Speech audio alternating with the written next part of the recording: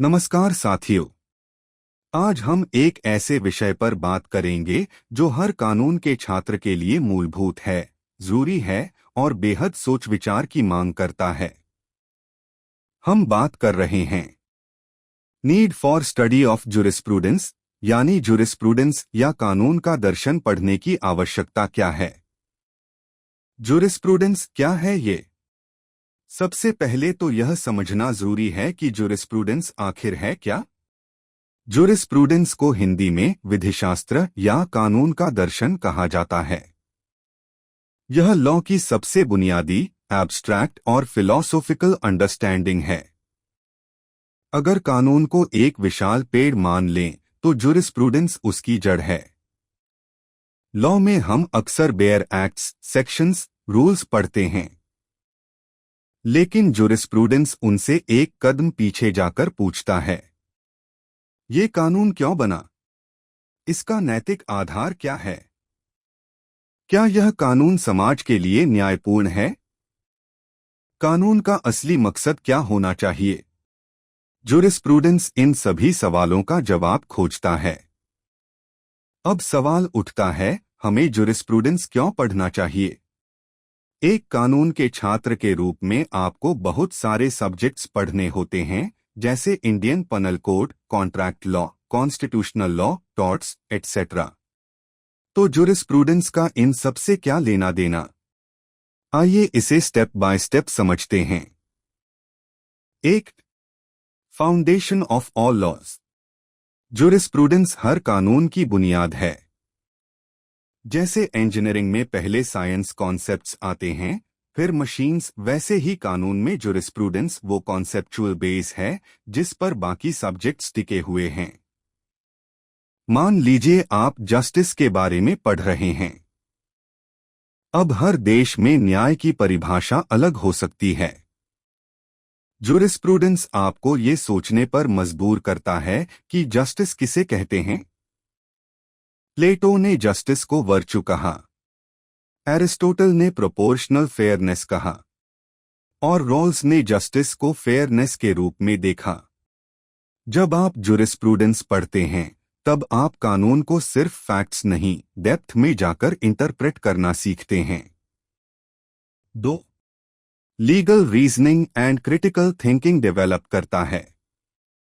ज्यादातर legal subjects सिर्फ क्या लिखा है पर ध्यान देते हैं, लेकिन जुरिस्प्रूडेंस आपको सिखाता है कि क्यों लिखा है और क्या लिखा जाना चाहिए। ये सब्जेक्ट आपको लीगल थिंकर बनाता है, जो ब्लाइंड फॉलोअर नहीं होता, बल्कि लॉ को लॉजिकल और मोरल ग्राउंड्स पर टेस्ट करता है। फॉर एग्जाम्पल, अगर किसी देश में डेथ पेनल्टी वैध है तो जुरिस्प्रूडेंस आपको ये सोचने को कहेगा, क्या ये पनिशमेंट एथिकल है? क्या ये डिटेरेंट इफेक्ट लाती है? क्या यह मानव अधिकारों के खिलाफ है? इस तरह जुरिस्प्रूडेंस आपको एक विचारशील और बुद्धिमान वकील बनाता है। 3. लॉ एंड सोसाइटी का ब्रिज। लॉ समाज के लिए बनता है और समाज से प्रभावित भी होता है। जुरिस्प्रूडेंस ये कनेक्शन एक्सप्लोर करता है।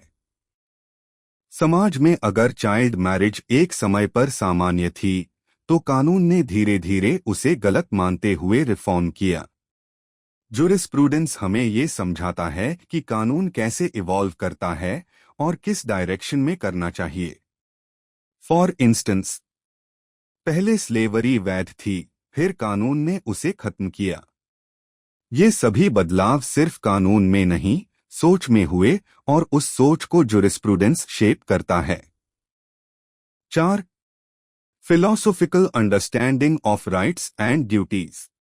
जुरिस्प्रूडेंस आपको rights, duties, liberty, equality, justice, state जैसे टर्म्स की गहराई में जाकर समझ देता है। कॉन्ट्रैक्ट लॉ आपको बताता है कि अग्रीमेंट और कंसिडरेशन क्या होते हैं, लेकिन जुरिस्प्रूडेंस आपको बताता है कि क्यों एक इंसान के पास कॉन्ट्रैक्ट बनाने का अधिकार होना चाहिए। जुरिस्प्रूडेंस हमें लॉ को मोरल, एथिकल और रैशनल पर्सपेक्टिव से देखने की क्षमता देता है। 5. Better preparation for judiciary and higher studies. अगर आप judicial services, UPSC law optional या एलएलएम करना चाहते हैं तो जुरिस्प्रूडेंस आपकी सोच को शार्पन करता है। जजेस जब फैसले सुनाते हैं तो सिर्फ सेक्शंस का रेफरेंस नहीं देते, वे उनके पीछे की फिलॉसफी पर चर्चा करते हैं।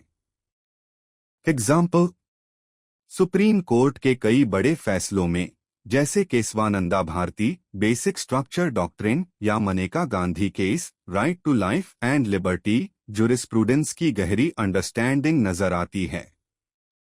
6. It promotes progressive legal reform.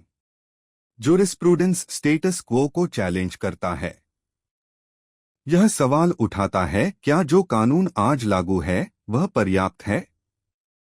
इससे आप रिफॉर्म्स के बारे में सोचते हैं। आप सिर्फ कानून पढ़ते नहीं, कानून बनाना भी सीखते हैं। Example case study. मान लीजिए एक भूखा बच्चा एक होटल से रोटी चुरा लेता है। आईपीसी के अनुसार यह थेफ्ट है, धारा 378 लागू होती है। लेकिन जुरिस्प्रूडेंस हमें सोचने को कहता है, क्या ये अपराध है या सर्वाइवल इंस्टिंक्ट? क्या समाज का कोई दायित्व बनता है ऐसे बच्चों की भूख मिटाने का? क्या उसे जेल भेजना इंसाफ है या भोजन देना? यहाँ जुरिस्प्रूडेंस आपको कानून के बियॉन्ड सोचने की क्षमता देता है। निष्कर्ष, कंक्लूजन।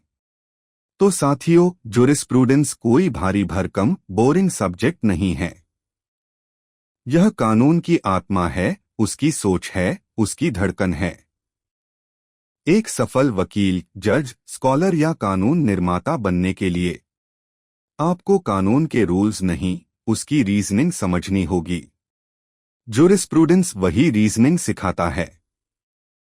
याद रखिए, जुरिस्प्रूडेंस पढ़ना कानून को जानने का पहला और सबसे गहरा कदम है।